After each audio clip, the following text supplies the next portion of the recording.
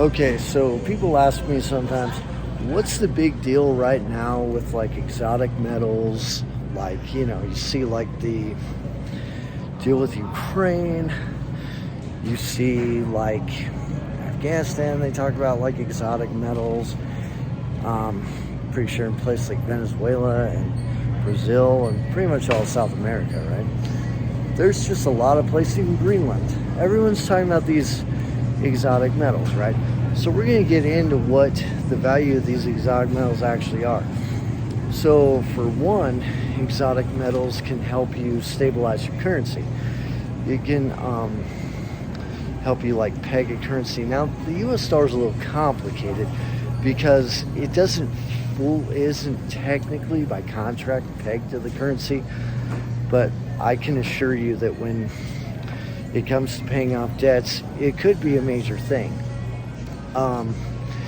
It can factor into GDP, also in GNP.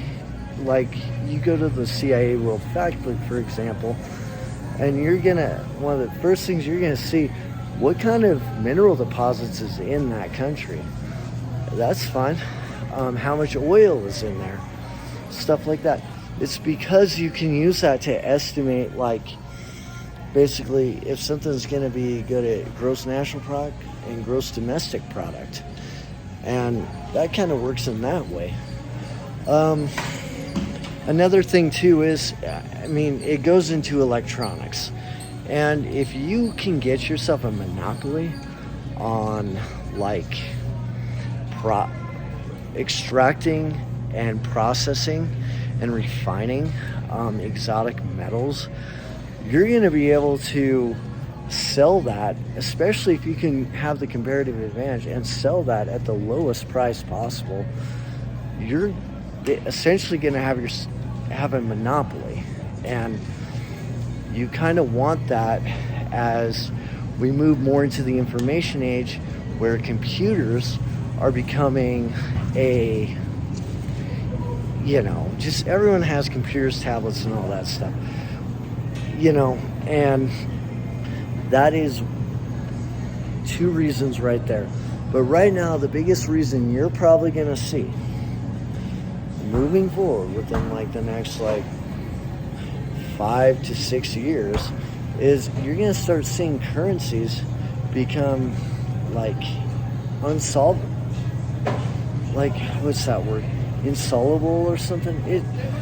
Pretty much the liabilities are going to be so high and the assets are going to be so low that when it comes time to call back in bonds, like treasury bonds, you're going to see there's going to be a huge problem. It's almost like if you have a house, right?